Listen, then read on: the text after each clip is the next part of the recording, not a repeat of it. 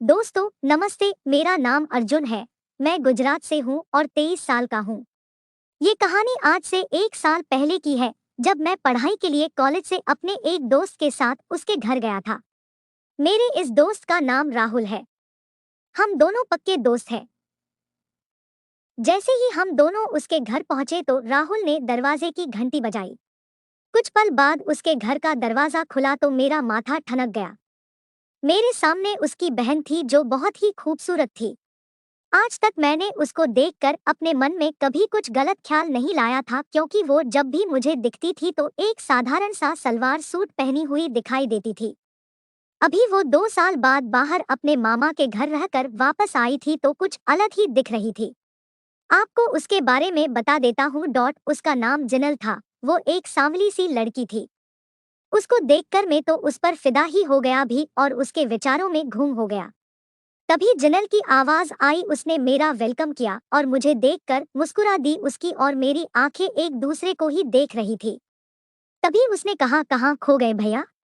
मैंने कहा, कुछ नहीं, तुझे काफी दिनों बाद देखा तो बस हैरान हो गया था।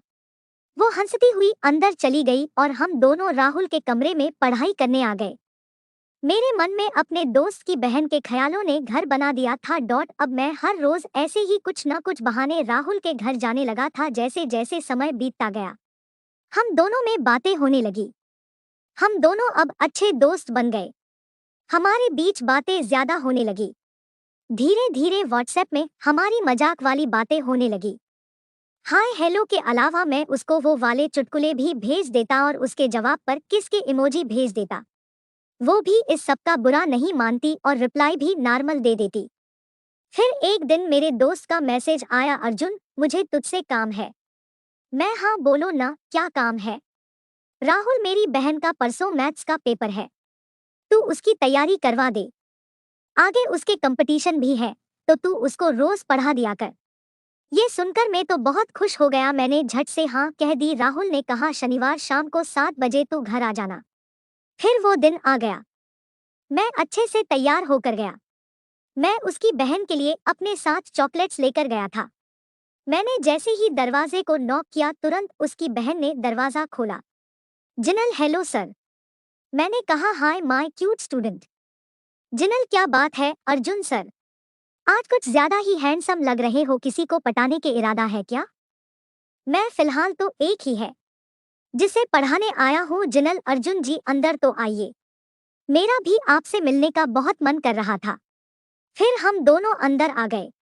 उसकी मम्मी अंदर बेडरूम में सो रही थी और उसका भाई दूसरे रूम में लैपटॉप पर काम कर रहा था। हम दोनों हॉल में सोफे पर बैठ गए। जिनल मेरे सामने एक कुर्सी खींच कर बैठ गई। मेरा ध्यान उस पर ही टिक गया। जिनल, क्या हुआ सर, कहाँ खो गए? मैं उस पर से नजर हटाते हुए बोला, कहीं नहीं, बस ऐसे ही। तभी जिनल ने एक धमाका किया। मुझे उम्मीद ही नहीं थी कि वो ऐसा कहेगी। वो मेरी आंखों में झांकती हुई बोली, डरते क्यों हो, बोलो ना, तरबूज देख रहे थे ना। उसके मुंह से ऐसी भाषा सुनकर मैं हैरान रह गया कि उसका पढ़ाई करने का मन नहीं है। उसे मुझसे ऐसा कहा और अपनी हरकतें करनी शुरू कर दी। फिर मैंने तुरंत उसको किस कर दिया। मुझे लगा आज तो किस्मत चमक जाएगी, मगर उसी पल किस्मत ने साथ नहीं दिया। उसकी मम्मी की जोर से आवाज आई। जिनल, आवाज सुनकर हम दोनों डर गए और झट से सब ठीक करके वो जल्दी से मम्मी के रूम में चली गई। फिर मैं भी अपने घर चला गया। अब ऐसे ही रोज होने लगा था, लेकिन हमें अकेले मिलने का जुगाड़ नहीं हो रहा था। कहते हैं न कि इंतजार का फल मीठा होता है।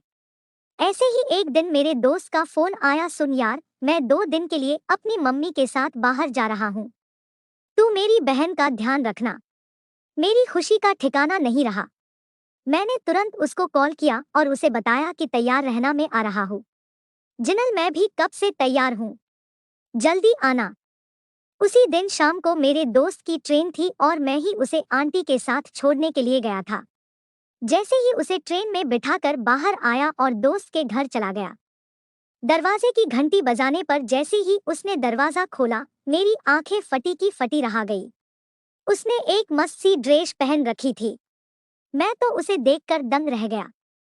उसने मुझे हाथ से पकड़कर अंदर खींचा और ये कहकर अंदर ले गई, दरवाजे पर ही क्रिकेट खेलनी है क्या? मैंने भी दरवाजा बंद किया और हम दोनों एक दूसरे पर टूट पड़े। फिर क्या था दोस्तों, मुझे जो चाहिए था वो मुझे मिल गया था। फिर हमने क्रिकेट खेलनी शुरू कर दी। ये मेरी कहानी आपको कैसी लगी?